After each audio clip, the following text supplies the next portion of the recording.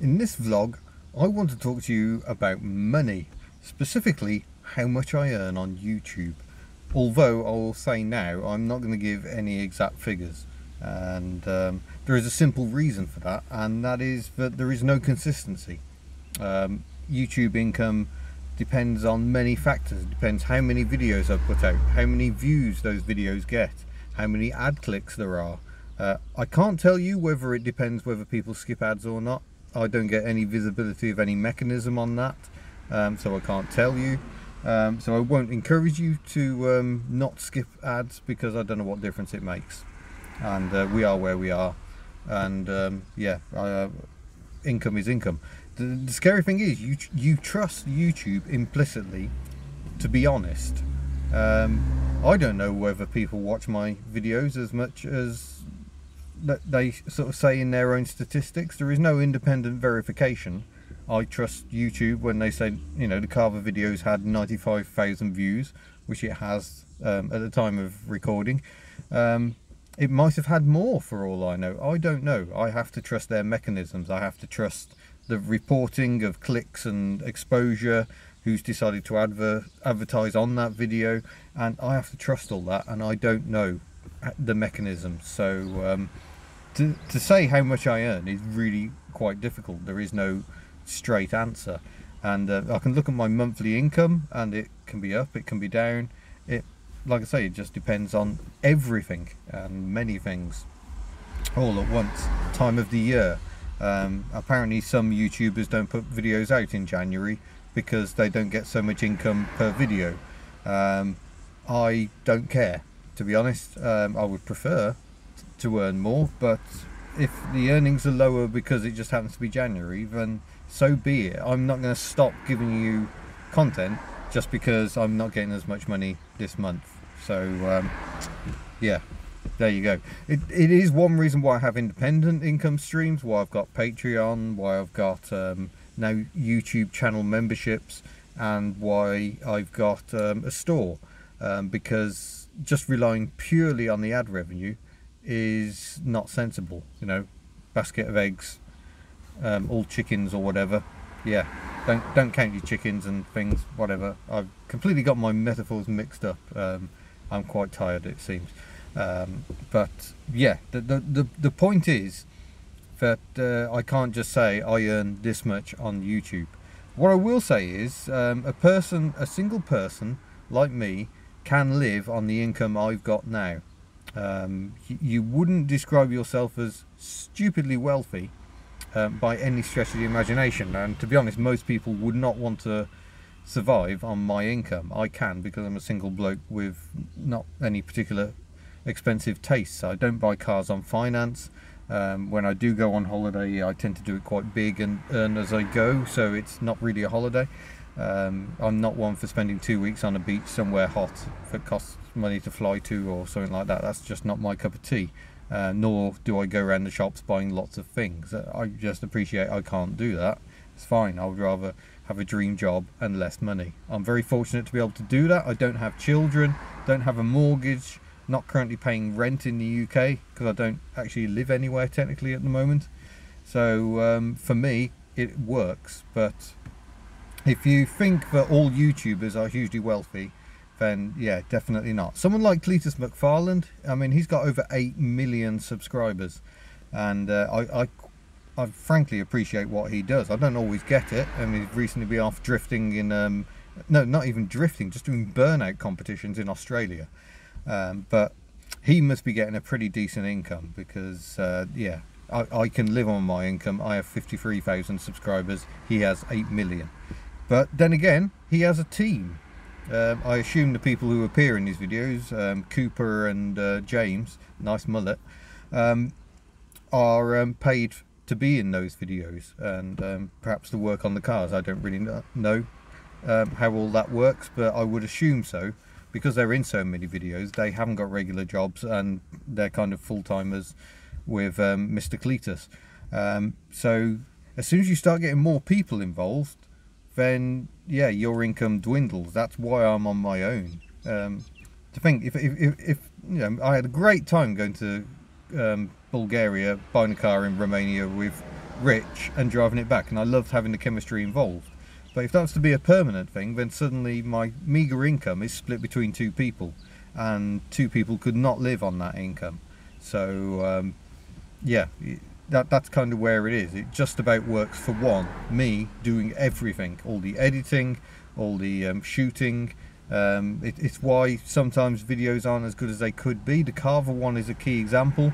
I mean, it's a fair point. People said there was no footage of the outside of the car, and that's fair and valid, but I was on my own. It's very difficult to do that, and you can try and tell someone to film it, but not being in control of the camera is, yeah, it's tricky. It doesn't always work well, and it's not even always an option. I mean, I didn't have anyone there with me that day. I was driving around an empty car park. Do I just go up to random punters and say, please can you hold this camera? Yeah, sometimes it works, sometimes it doesn't. There weren't really any punters in that car park, so it can be difficult, but there you go. Hopefully that's some sort of insight. Different videos obviously get different amounts of money, but if you consider the Model T video, the Model T rail car, last time I looked, I think that was on about 130,000 views, and I can tell you now that has earned me £115. So sounds quite impressive, but that's one video that's done very well. My videos generally don't do over 100,000 views. That one has. It looks like the Carver's going to do that. So this is why I put out lots of videos and earn a little bit on every one, and that works for me.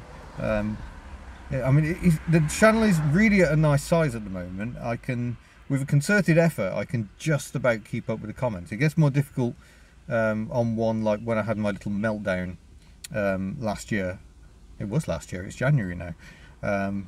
And I had over 1,000 comments on that video. To be honest, I still haven't seen many of them. I've just had to take a bit of a sample, and generally they all seem very, very lovely, and I'm very grateful to everyone who took the time to be part of that massive movement.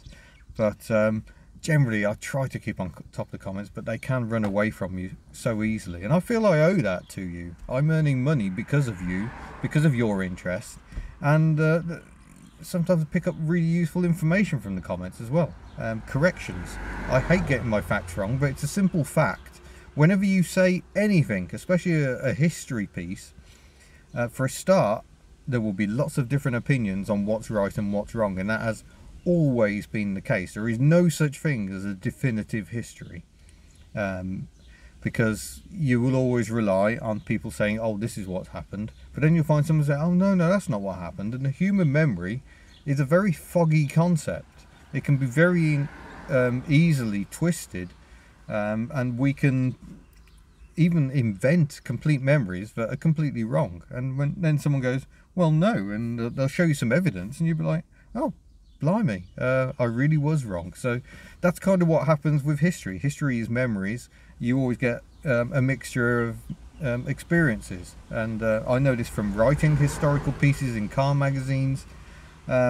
It's a nightmare, because you'll get contradictions, and you go, okay, I've got to pick some truth out of this. So you try and balance it. You try and go, well, in all likelihood, this is probably what happens, but that doesn't mean it definitely is the case. It's a nightmare, historical stuff, and I say this because I wish to do more historical stuff going forward, and I know I'm going to be in dangerous territory. I mean, sometimes your facts just end up totally wrong anyway, like the Triumph 2000 engine. For some reason I said it was linked to the Massey Ferguson engine. No, it really isn't. It was actually a development of the Triumph Herald engine. So what started as an 803cc 4-cylinder engine ended up being 2.5 litres, 6 cylinders, and powering the TR6 and the Triumph 2500 and 2.5 PI. You may have just heard a Morris Minor drive past. That was gorgeous, lovely.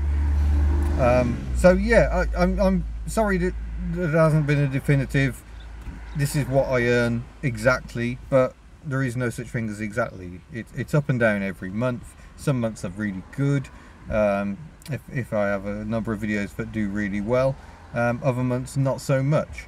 But yeah, I will say my income generally is below what most people would consider comfortable, and you also need to factor in a few other things, like the fact that the hours I put in, I don't think are represented in what I get at all. If I was to actually sit down and work out my hourly rate, it would be shocking, because when am I not working? I can be lying in bed thinking about video content and answering comments when I wake up first thing in the morning, because it's really nice to just lie in bed and not move. That sometimes happens. That's the flip side. No alarm clock, but I'll be there answering comments in bed, especially as the time difference is off at the moment, so I'll wake up and there will be loads of comments. So yeah, it's not necessarily a life everyone wants, but I am very grateful that I am able to do this. I have worked blooming hard for it over a number of years. The channel's now been going for over 6 years, so what began as a hobby has become my full-time job, and I mean, that's just the best feeling in the world. But people will tell you never make your hobby your job, because you'll learn to hate it, and I can certainly see where they're coming from with that. I'm lucky because I've been working in the classic car media, writing about classic cars since 2007. I'm quite used to trying to get the balance right, but yeah, sometimes I just get completely overstimulated because my passion is my day job, and you just kind of have to accept that that's the thing. So yeah, if you dream of being a YouTuber, I'm certainly not going to tell you not to. In fact, I love the fact that I seem to have inspired quite a few people to have a go at this lark, and you can do it on the cheap. And that would be my first piece of advice, is do not try to be Top Gear. When I first started off, I would do multiple camera angles and try and be really clever. I soon realised that that's not what works on YouTube. If you can do it, then brilliant. This old Tony, Aging Wheels, and just trying to think of someone else who's very good at editing, ClickSpring maybe. Yeah, they bring a polish to their stuff that is frankly incredible, but it's worth bearing in mind that the people like Cletus McFarland, his videos are much more simple to mine. He just turns the camera on, starts talking, and just strings it together. There's no fancy editing, it's just him and what he's doing, and that works really well. And that's definitely the way to start with this. Don't try and be telly, just try and keep it simple and vloggy, and yeah, it can work really well.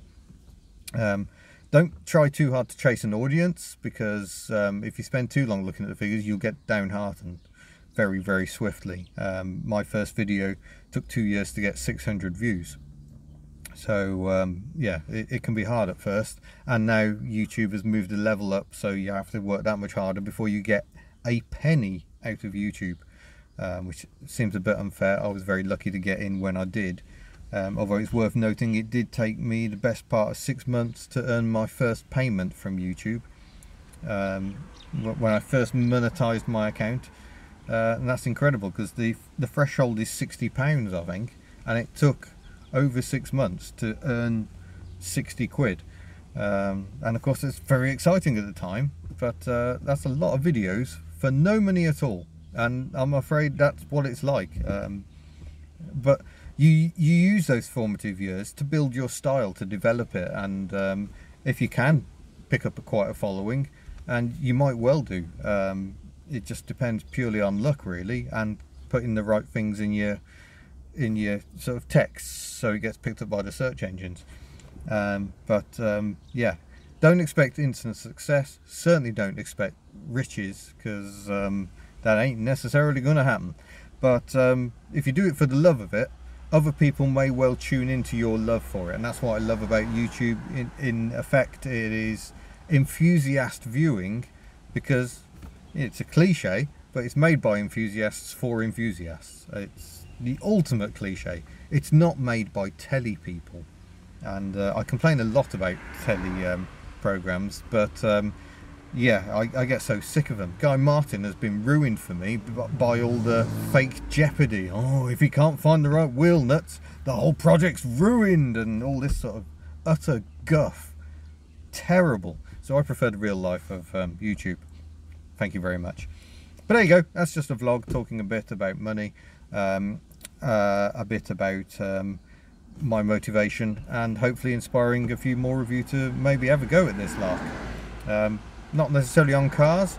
Talk about whatever you're passionate about, because I can guarantee one thing, and that is that there are more people in the world who share your passion than you perhaps realise. Sorry, I'm parked beneath a tree. Might be an oak tree. I think it just threw an acorn at me. It's not very friendly. But that was that. I should say thank you very much for watching this. Don't forget to subscribe. Asking people to subscribe is apparently a thing, but I'm not sure it really should be. I just do it automatically now. I'm going to try and stop doing that. You can go to the merchandise store at hubnut.org, and there are various support options. And yeah, I hope that's been interesting. Thank you for watching, and see you in a future video or vlog or some sort of thing. Farewell.